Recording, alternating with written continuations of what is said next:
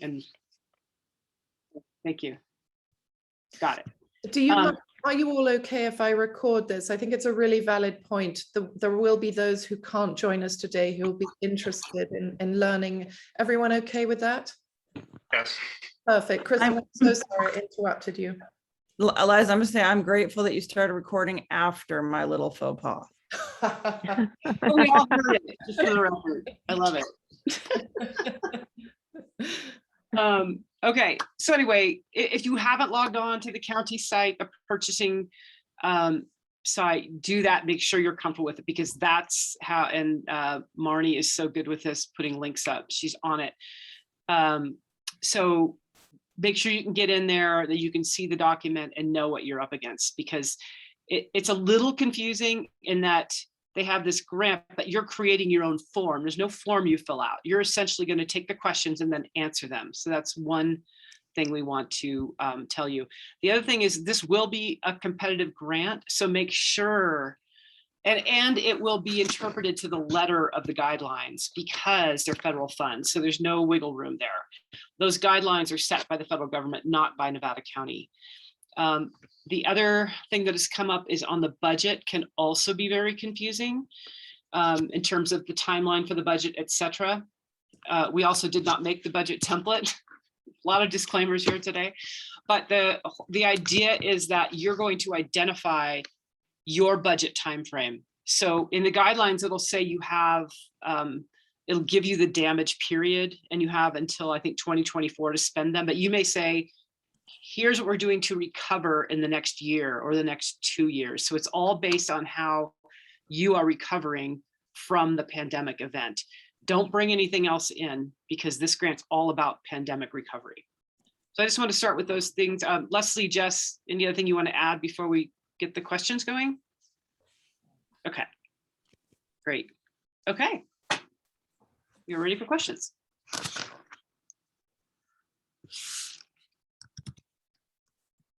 Amanda. Hi guys, Amanda O'Backer, Truckee Donner Recreation and Park District. So I have a few questions. I did apply on the Nevada County purchasing website, but they're having trouble processing. But I also read that you're just supposed to submit the email to this woman. Do we need to submit it through the purchasing agency, or can I just put it in a Word doc and send it out to her? That's an excellent question. It says PDF, submit a PDF document to Desiree. Right, so now that I have this copy of the request for application, it doesn't, my login on the purchasing agency, it doesn't really matter that it's not going through, because I have the document and I'm submitting it directly to Nevada County. It does, because there could be an addendum. No, because there could be an addendum that's issued, which changes things as all of these rules change, as the feds continue to write more language that further defines all of these. I mean, this is the most clear federal document that I've seen since this pandemic started, with, you know, PPP loans, and let's change the rules tomorrow, let's change them next week. So this, if you have the ability to read the interim final rules, it's really clear. But as far as your purchasing account, there could be an addenda posted. So go back in and check, because it'll either say no addenda, or I haven't seen one yet. So far, there hasn't been one. Okay, and then a follow-up question is, how responsive are they to, because I submitted the application 2 weeks ago and it's still saying it's processing. And I wrote an email to info yesterday and I haven't gotten a response. Oh, I'd have to check what you might want to email Desiree, just say, did you get it? Because Email Desiree directly. Yeah, we're not seeing that, and they may not, she may not. Because I had to email directly to the purchasing agency saying what's going on with this. So I can email Desiree directly. I would resend it to Desiree. And my other thought is, because there's a word count requirement in all these tabs, I need to chat with Desiree also, because if it's a PDF, I don't think that the groups that are going to be evaluating are actually going to count words. So maybe if you send it as a Word doc in a PDF, and I'll clarify with Desiree on that, but I don't know how strict the review process will be to say, oh, you're 501 words, and the application gets rejected. I'm not clear on that, but it's very Copy. specific about the word count, and I'm not clear on why. Okay. Thank you, Jess, for putting Des's email Oh, thank you. in. That's great. I was going to ask that next, so thank you, Jess. Okay, one more question. I won't monopolize the meeting, but the majority of our fund requests are to actually recover funds that we due to our closure, and I'm wondering if you guys think that's okay, because it does talk a lot about how these funds will be used, and really it's just ensuring that we will remain open in years to come. Yeah. Okay. Resilience is the key. So Right. this is how you prepare your business, organization, activity, etc., for not having to experience those losses that we experienced during the pandemic. So that's a great example. But actually, Okay. I mean, you were closed, you were forced to close. That was a mandated closure, right? That's correct. I'm speaking in particular for everyone else in regards to the Truckee Community Pool. It's an indoor year-round aquatic center, and it was closed for 13 months, forced from the state. Yeah, any damage mitigation you can do, any safety training for staff, purchasing of equipment, etc. That's the kind of thing you want to look at. And the mandates, the mandates for mandates. I don't think they're coming back because nobody wants them back. However, I going forward there will likely be guidelines, but you definitely did experience damage. Yeah. Thanks.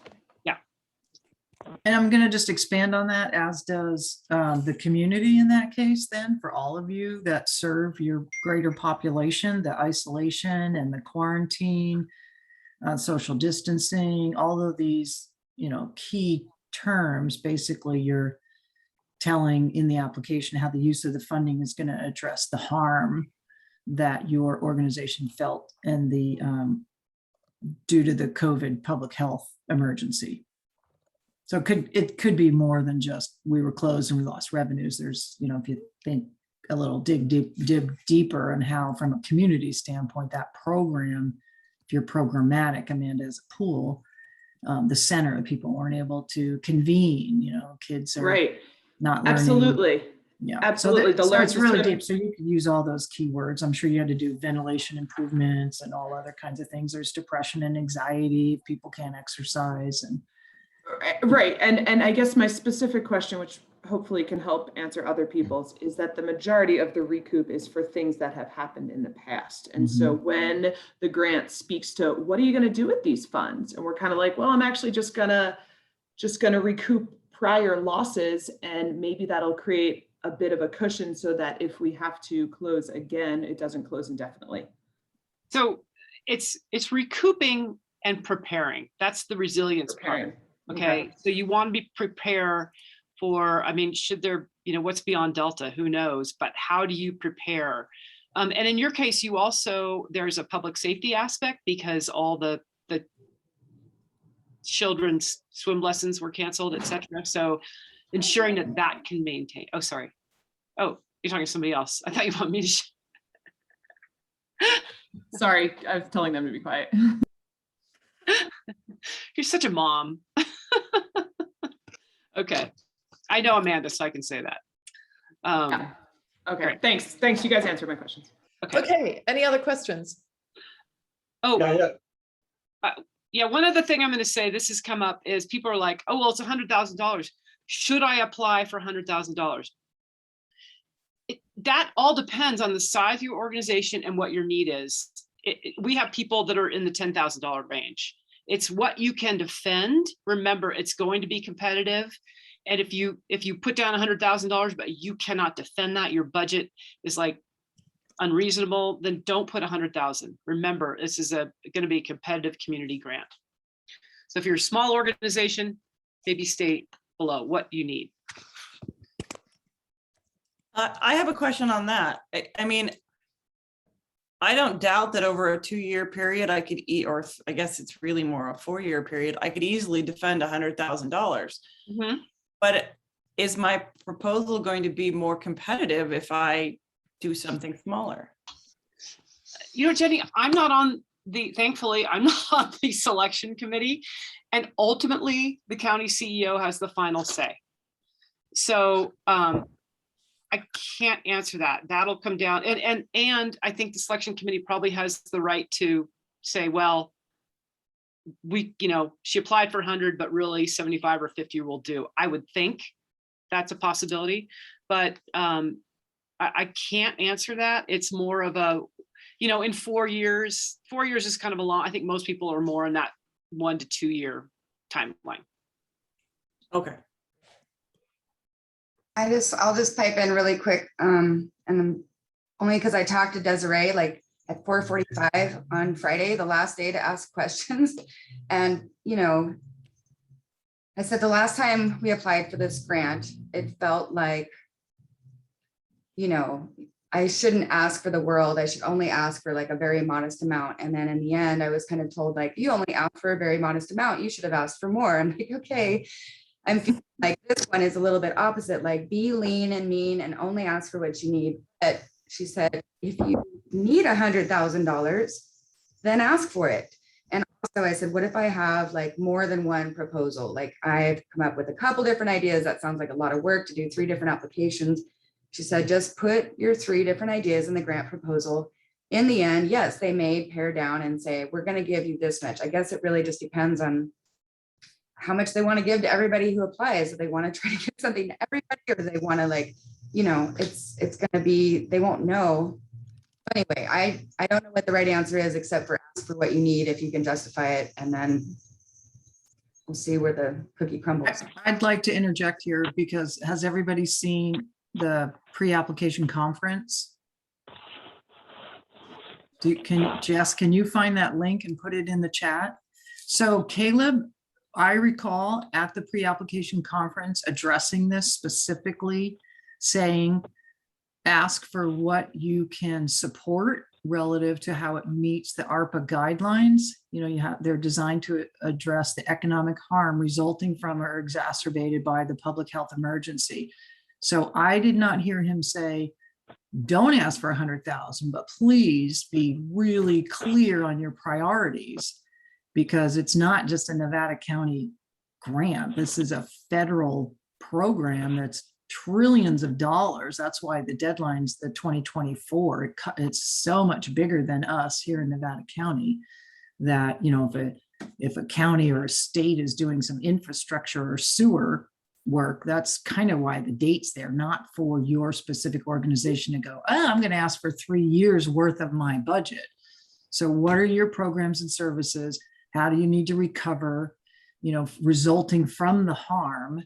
And how are you going to prepare, like Kristen said? So it could be that you could go out 2 years. And I believe that based on what Caleb said, that the selection committee is going to try and identify to the best of their ability what they think is the best fit, so that as much money as possible can get out to as many organizations as possible. So you just have to be realistic.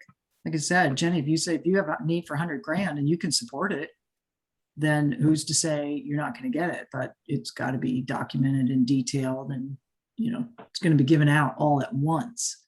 And then you're going to have to do all the tracking and monitoring and reporting. So I would assume a little longer timeline than just one, an initial funding. Leslie, there's a certain number of days during September when those who have got through the first assessment will be asked to come and interview. Will that be an interview with the entire panel?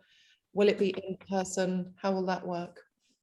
My understanding, I know Kristen's been through this, but the interview is only going to be for those applications that are creating more cause for questions. And there could be no interviews at all. It's just going to be like, oh, well, we don't really know. We probably need to talk and get some more information. So it's just a verbal interview.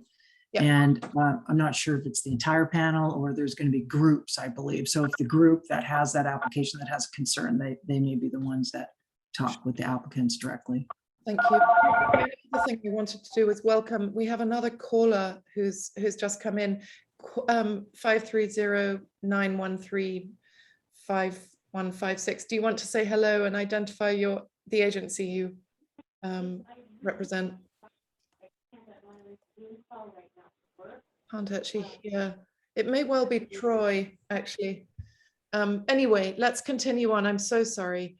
I have a question about the detail in the budgeting. You know, we're asking for potentially transportation and some personnel. And so I'm just curious, how detailed does that need to be broken out as far as costing? Liam, say that again. So in the budget part of it, how detailed should that be as far as the costing of that? You know, is it each line item should be very distinct, or is it going to be a general like personnel, you know, personnel titles schedules? You know. Oh, no, I don't think you need to be that detailed. You probably you're going to want to reference it in your narrative. So if you're adding personnel, you would want to say the number of people. You could say the rate, estimated rate per person. And then you can, the budget has usually be one line item and you can put that number, but there's a narrative question on the finance that you'll want to address that. But yeah, it doesn't have to be super detailed. Mainly they want to see what you're using the money with. And again, this came out of Nevada County finance office, this budget, but they want to see that you've got other money coming in, that you're not just like, oh God, I have no money, I'm going to get $100,000 and I'm going to spend it all on my operation, that you have other funding somewhere. Right. And I know, and this is it's going to be different for every organization. Like I see Amber Joe on here, like you don't need your whole operation budget. Same for you, Amanda. Like you don't need the TDRPD, you know, you just basically say, this is what we're going to do. Here's our other money. And it's same with Jenny. I mean, she's got a big budget. So some of you have big operations with big budgets. It's more to see that you're not only relying on this bailout money, if you will, to get to sort of build your resilience into your operation. Got it. Yeah. One of And them, you know, Liam, we're available to review, you know, and help you out. So Right. I'll be out of town. That's why my two right hands are here on this call. So how do we get in contact about that? Just call the office. Yeah, the best is our email. Jess, I'm sure Jess is popping it in there. Look Yeah, at the chat, because- Liam. and I Look at just you. want to slightly challenge you, Kristen. Amanda from TDRP, I always forget, Truckee Donor Recreation Park District. Amanda, you mentioned that in the application, it does actually ask for the entire budget. Do you mean that it asks for the entire operating budget of the organizing? Yeah, it does at the 89F3. It kind of says special districts financial reporting 2 years and current year budget. So it does specifically ask for that. That's why I believe, Kristen, you're referring to the attachment A. I'm referring to the attachment. Yeah. Yeah, that's what I was double checking. Thank you. Yeah. Sorry for that. Yeah. Can I ask a question real quick? Of course. So with this money, if there was a program, perhaps that in the, I'll just go with our example because I can't think how to say it otherwise. We found such a need for youth arts education stuff because the schools kind of shut down so many programs. And so we actually grew some of the classes that we were doing in 2020 because we had nothing else to do. So we did a lot of that. And I wanted to apply so that this could help sustain the programs that we created because we found the need, but should we be focusing more on repair and put back the things we had before and not talk about things that maybe we grew in 2020 because we saw a need in the community? That's an interesting question. And I'm going to try to think of this from the reviewer standpoint. So, and I would put Gretchen and Jenny and you in this category, right? Gretchen did the same thing. They came up with programs and things to do to offset the revenue loss, right? I would say that is that was your adaptation. And in order to be resilient going forward, you need to have that revenue diversification and programming. Does that make sense? So Mhm. I would say with that sounds like a great program, but also hits a really important community group, youth, right? So, I mean, to me, that's a great thing because it's showing that you're thinking about how you diversify your revenue. If there's another shutdown, you can keep that program going and you need to sustain it. Mhm. Okay. And I would put those words in my narrative. That's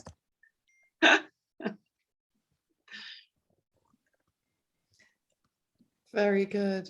I'm curious. So I happen to know that Troy is sitting in a gallery. He's yeah, singularly, he's at work. he's at work, as he has been, I think, pretty much every day throughout the pandemic. And he's amazing. Troy, you're also the current chair of the town's new Public Art Commission. You're amazing.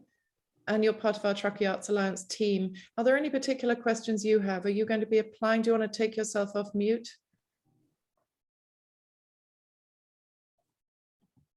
He's asking for a minute or two. Oh yeah, you have somebody in the store. Well, Ooh, okay, I get it. you know, I'll just get back. I would say, Liam, we've been talking with Gil Matthew about one of the programs you're bringing on, which we think is amazing. But that's also an example of a program that you're expanding to respond to a need that maybe arose. So that's another way to look in your application, a need that arose out of the pandemic that you would like to continue, or you need financial support for. Hey, thank you. Yeah. Dan, I'm wondering if we can help you if you get stuck with your purchasing process, getting through purchasing with your application. Eve, who's on this call, perhaps I will pay Eve to help. Eve, you're not allowed to say anything. We'll talk later, but I don't want you to not apply for this because you can't get through that hoop. So just bear that in mind and contact us afterwards. And of course, I'm sure that Sierra Business Council will be very happy to help you with that too. Yes. Perfect. Okay, so try Sierra Business Council first.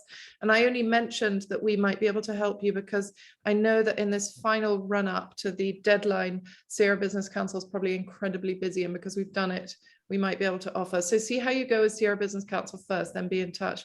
Jenny, you look like you have a question. I do. I have a couple, and I don't know if there's an answer or not, but one of them is looking at the ARPA frequently asked questions and the answers. It appears to me that the threshold is to show that your industry suffered a loss due to COVID, that you don't necessarily have to show your organization suffered a loss. Is that correct? I would show both. I mean, everybody knows the performing arts industry suffered a loss. You had mandated shutdowns, right? Right. All of you had some form of mandated shutdown. So, remember, it's going to be humans reviewing these applications. They're not going to want to read that same thing over and over and over. So you could just reiterate I would reiterate, like Amanda said, we were shut for 13 months.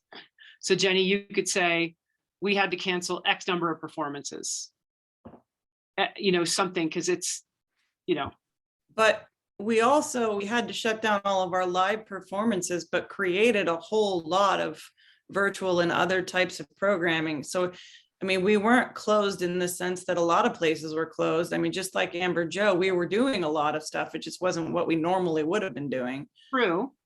So we did lose ticket revenue, but we also didn't have to pay the very high fees of creating concerts. So I don't know.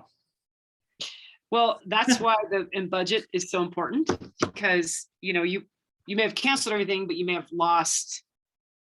You still lost. I don't know how that works out, but I understand what you're saying. But it also shows that you did take action to be resilient. You didn't just sit back and go like, oh, poor me.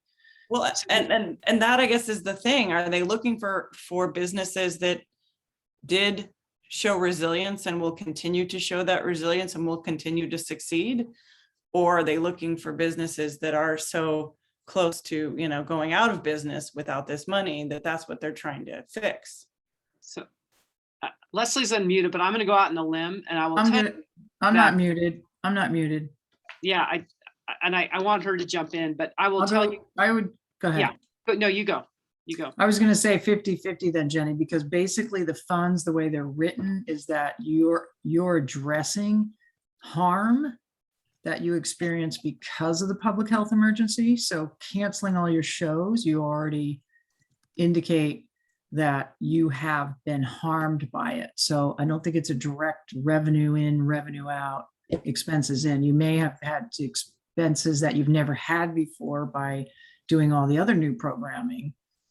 Okay. But nobody's trying to shore up, you know, there is a revenue loss, but maybe you didn't have revenue loss, but you had harm.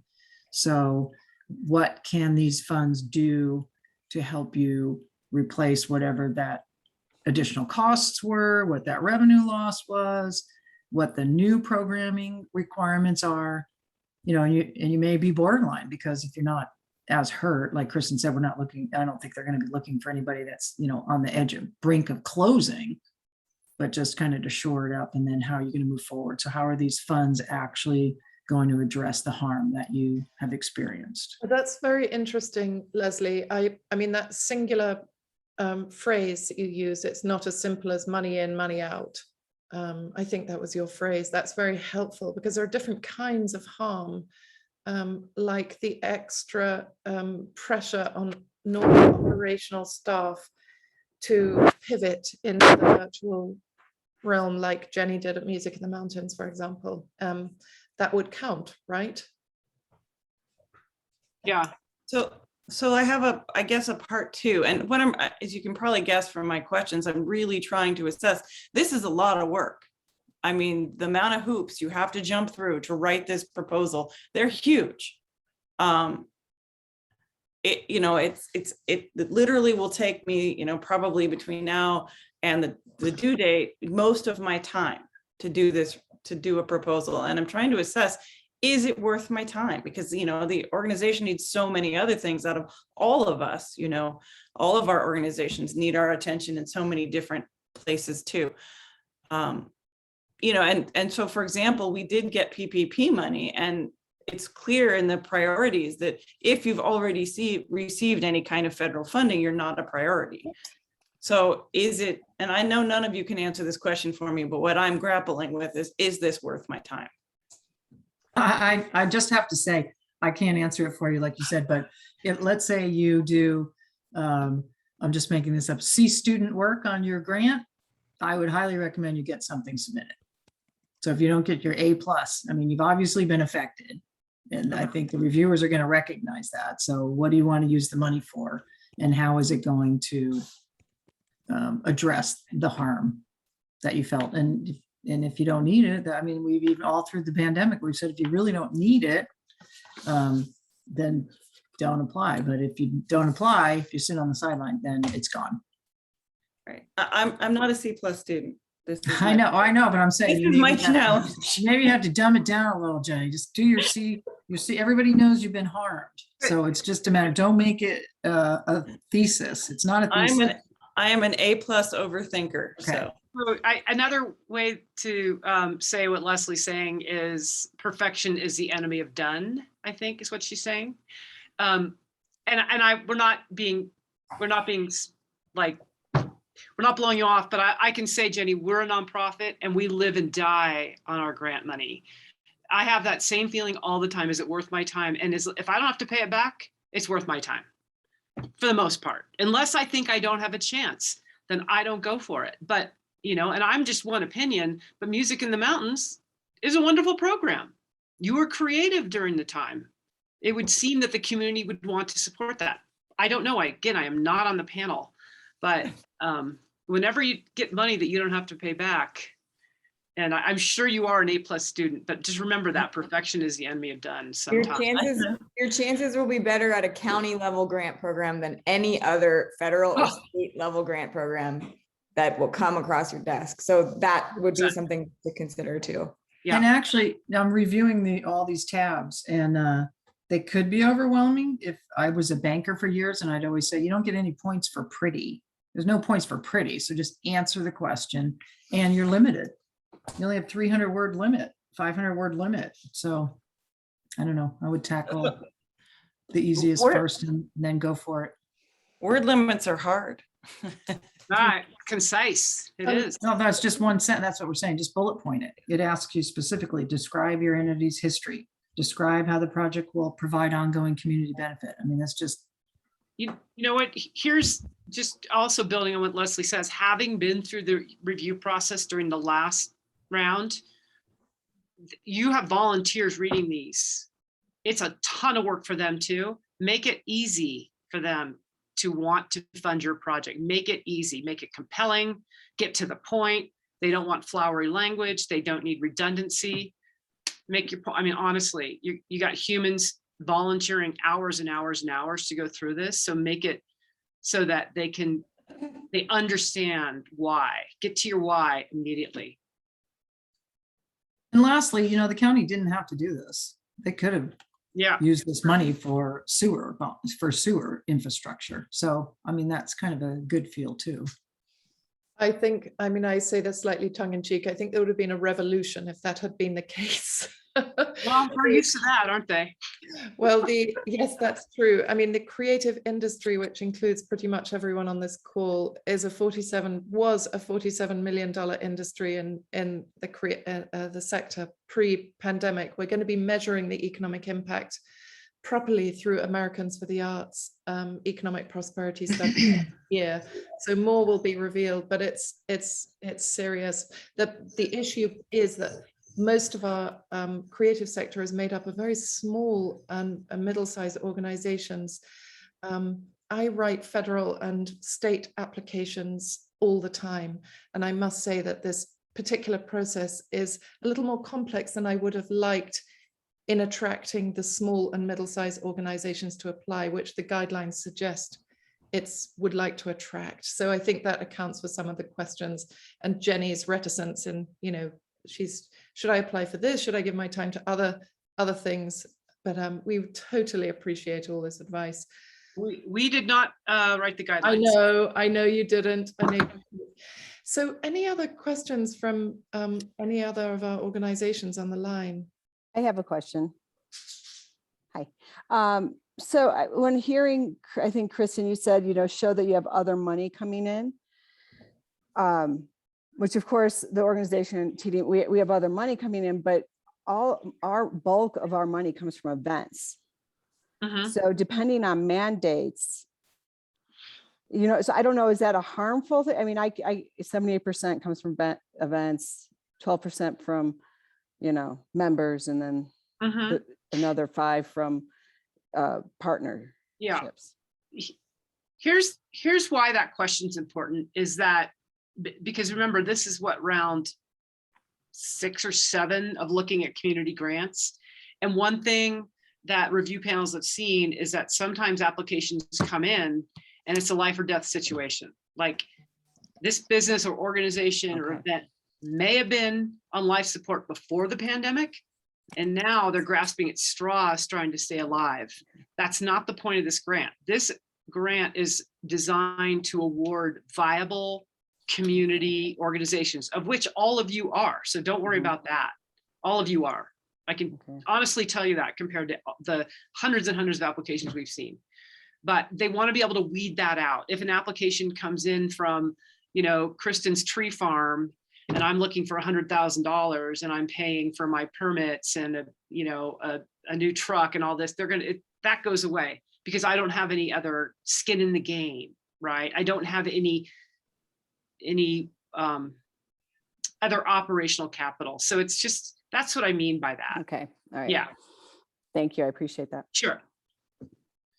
I have a question. I don't know if it was answered. I'm sorry I had to take a phone call earlier, but I know that I've had some discussions with people when, say, a downtown association is a multifaceted, right? You need to support your organization's staff to do the work that actually benefits the community. And so it's this like constant circle. The events support that work, the sponsorships support that work. And what do we do to replace events that makes as much money?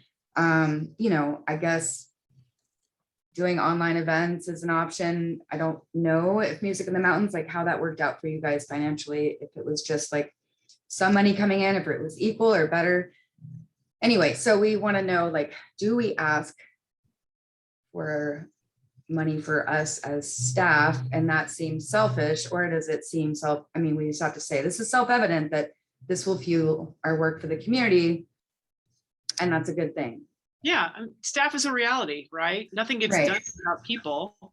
But then should we also like say, okay, well, it's selfish to only ask for that. We should also ask for money for our vendors who can't do work, for our merchants, for some sort of grant for them. Like, I'm just kind of thinking of too many things, but I just want to. Yeah, without seeing kind of your big picture, that, you know, it gets back to that initial why you're important for the community. And, you know, every organization here has survived, and you've all proven why. You've all been creative. I've seen that, right? And the day that Gretchen called and said they were opening a coffee shop, I was like, oh my God. It's everybody on this call has just done something amazing and heroic to stay alive. And, you know, the reviewers are going to know that too. But Marnie, it's the why. Why is, if it's for Grass Valley Downtown Association, why is it, what are you going to do with that money, and why is it important, right? You have to have boots in the ground. You have to pay for people to do it. You can't expect people to work for free forever. So yeah, just be honest about it. And what impacts, all about impact. It's an interesting question, because we do have several umbrella organizations with us. TDMA is one of them. Grass Valley Downtown Association is another. We are another. I had a question about whether we could provide some sort of workforce development stroke re-granting initiative to support, as an umbrella organization, to support our creative sector. Would that be something that would be eligible?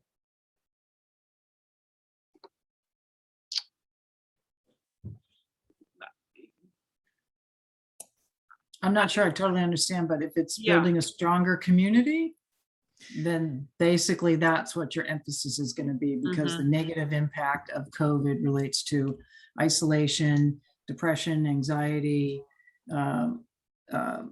housing insecurity. You know, people are getting sick because if they're low to moderate. And, you know, it's funny, I saw another report on something else, I can't remember now, but Grass Valley and Nevada City are deemed high poverty cities according to the New American Community Survey. So that's important maybe to address as well. I don't know where that American Community Survey, you can look that up, and they identified Grass Valley and Nevada City as high poverty cities. So that could speak to what you're saying as far as greater community benefit from the arts. It's connected with the unique model that umbrella organizations have, if you like, a business model where we don't exist as with a singular function to sell tickets, for example, to events or whatever. And no arts organization has a singular function to, you know, put bums on seats. But there is this role that umbrella organizations play, where they serve a community through multiple different means, whether it's communication, re-granting, grant making, et cetera, et cetera. So that's why I ask. Yeah, I think that falls into building a stronger community. That's in the interim final rules. But I think anybody can send their proposals to the info@sierraspdc.com, and Jess and I are both receiving that as the inbox, and we'll take a peek at it. And again, based on what you've already heard, like we didn't write it, we don't have any of the true answers of how it's supposed to look or how it's supposed to be judged, other than, you know, the points. You've all seen the point system in the application. Yes. So if you want to focus on that section that's going to get the highest points, that's probably important. But I do have one question about matching funds. Nevada County Arts Council had advocated on behalf of the creative sector we had asked the Board of Supervisors to ensure that matching funds weren't required. And I'm happy to see that they're not required, but there is a question about matching funds. And I'm just trying to equate that question with I don't have it in front of me, the scoring of our applications. How much will that be taken into account? I'm not sure if Troy or Gretchen or Amber Jo or Jenny or anyone else or Dan or Liam will be able to say that they can match fund, and to what extent that will be harmful for their application. That looks like it's tab E, 20 points, leveraging partnership and resources. Okay, but they're not levering partnerships isn't necessarily a financial thing. Right. So remember, it's not a match. It's not a one-to-one match or anything like that. That was specifically not a requirement, but the partnerships are. I mean, it's just showing that you're embedded in the community, and you know, if you're, I'm just going to use this example because I know Amanda, like TDRPD has partnership with the school district and the senior center and the kids. So those are natural partnerships, meaning that they can draw from those people. You know, Jenny, and your youth programs, I don't know who you're partnering with, or Amber Jo, your youth programs. You know, those are really important partnerships that you have in the community. So that's not financial. Right. That's great to clarify. I have a question about that. Do they want to hear about all of the partnerships we have, or just partnerships related to whatever programs we're asking funding for? The most important, I mean, you know, it's going to be, it's always an 80-20 rule for me. Usually I find that pretty consistent, but you know, 20% of your partnerships probably have 80% of the benefit. I'm just guessing. I don't know. Maybe it's different for you, but you remember, you are limited on words. So be specific. Okay. Yeah. The most important, and keep it related to what you're asking for. Thank you, Kristen. Yeah, and again, you know, Jess pointed this out. You're not applying to the federal government or the state of California. The people reading your application are going to probably be familiar with your organization. And that's important. I have a question from Troy. Troy says, if he has cash, Troy running a gallery in Truckee, he says he has cash reserves. Does this equal matching funds? Sure. Yep. Great, Troy. You're on. Sharon, do you have any questions? I notice you've been a little quiet during this call. I hope it's not because of reception in reference. You have any? No, I'm hearing very well. Thank you. Right. I'm just learning an awful lot from the discussion. And the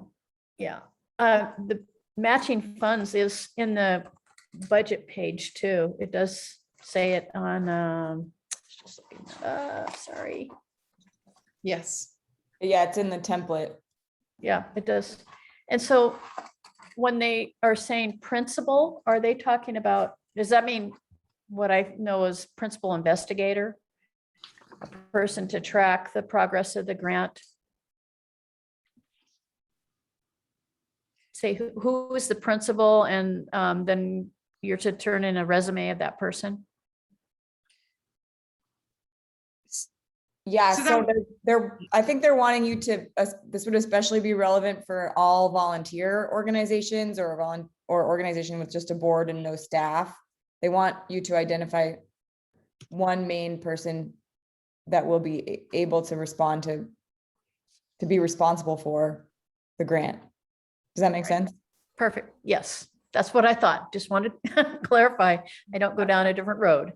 Yeah, if there's an executive director, it would be that person, but if it's like an all board, you'd have to pick someone from the board. Our executive director was surprised when I asked him we needed his resume. Oh, yeah. That's Steve, isn't it? Sure is. He was really. Do you think that's important? Should I? On that note of a resume, they asked for the same thing for the other grant process, and I was reading through the town's application, and their resume is a narrative. So it's an explanation of the person and their experience, not necessarily an actual resume, I think, where, you know, that's how I saw it, at least on that one example. So I don't know if Kristen or somebody has an idea of what that resume needs to look like.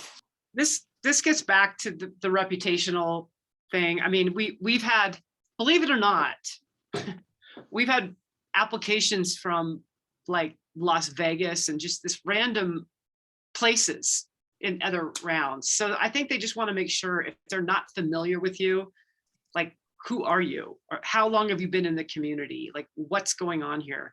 So, but most of you will be familiar with the selection committee. It's done by committee, and that's intentional, so that there's no favoritism. And I don't know how this one's going to work, because I will be way out of town, but typically they pair people up so that they try to keep it as objective as possible, because it is a community grant. People have their favorites, right? Or they know you, or the process is designed to be as objective as possible. But if somebody's not familiar, you know, like maybe somebody from the west side of the county is reviewing east side and they don't like, well, what is this organization? Who is Gretchen Bond? I've never heard of her. So that they can see. Yes. But I agree with you, Cassie. I also think if it was more of a job description, Yeah. what are you responsible for? And then if you want to put some personal notes in there too, like been at this position this long, blah, blah, blah, born and raised, whatever. But I'm thinking it's more of a job description type situation. When we're applying for funds from the state, they often want just one document that has a paragraph on each of the key players. And I found that was, I usually have one ready to go that I'm updating all the time.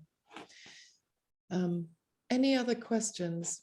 I have a feeling that Eve, who is muted at the moment, I've asked to unmute, but I'm not sure whether Eve is able to do that from her end, being on the phone.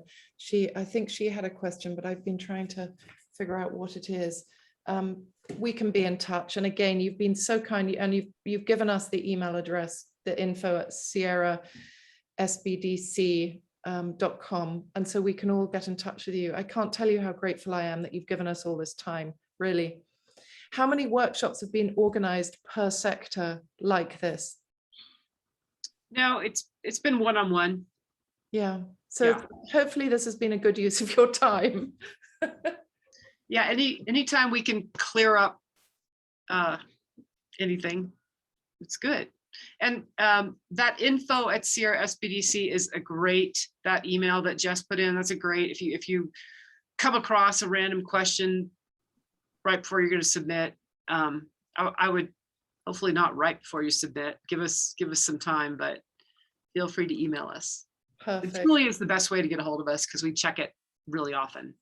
Thank you very much. Even on on Labor Day, which is just what I do on Labor Day as well.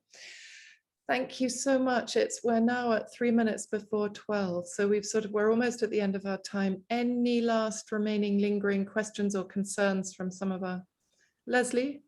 I just wanted to ask if everybody in this group knew about the California Relief Grant for nonprofit cultural institutions, and has everybody applied or determined their eligibility?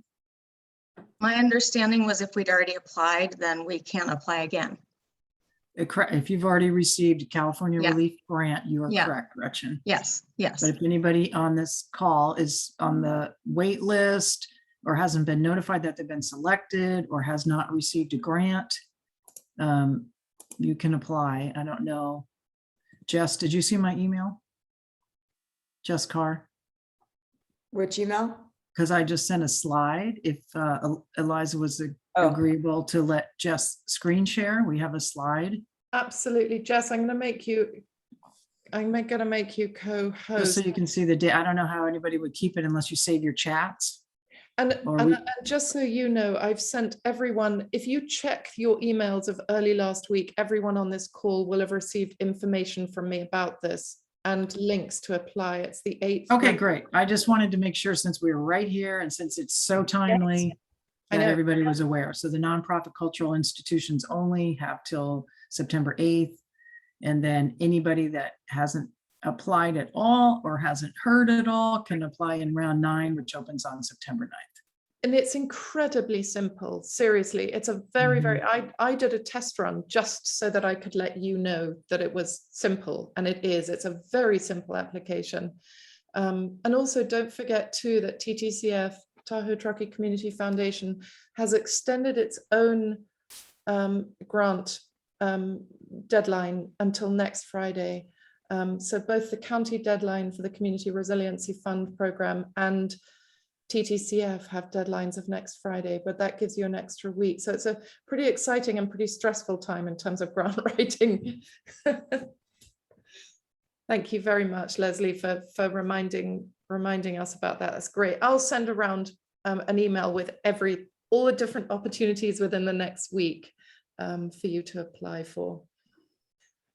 Well, wonderful. I cannot thank you enough, Leslie and Kristen and Jess. You've been absolutely great. And we know that you're not the ones that put together the guidelines or the templates or the system to apply, and that you're just doing an amazing job helping us make sense of it all. So really appreciate it. Great. All right. And I've recorded this, so I'll share a recording afterwards. Best of luck to all of you. Thank you very much. Okay. All Thanks. right. Take care. Thank you. Bye. Appreciate it.